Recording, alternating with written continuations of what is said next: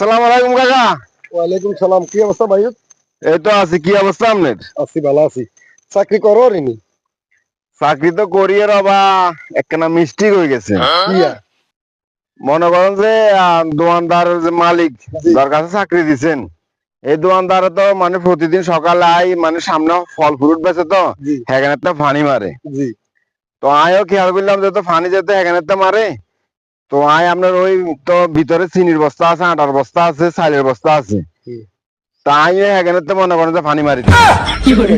তাহানি ফল ফুলের তো হানি মারছে, এই হাতে তাজা থাকবে না। চিনিতে হানি মারছে তো এবারে চিনি এখান তাই ফল ফ্রুটের ফানি মারার কেউ বুঝো না বাইবেল লাইন।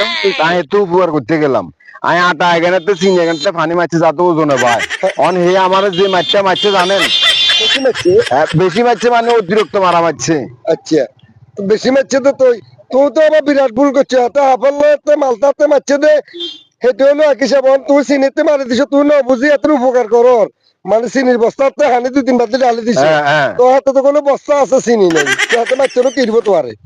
দূর আবার তুই আমি হিনে চাকরি বাকরি করতাম না, একটা কাজ যাইতাম না। তোমার হাতে তো আর মামলা দিছে মনে হয়। তুই হাতে গোড়া চিনি 100 কেজি চিনি হলো বস্তা, খালি বস্তা আছে চিনি বেলা হানির লোকে বার হয়ে গেছে, বরবাদ করছে। আর দিতাম না এলাকার লোকের চাকরি, আর মান সম্মান শেষ।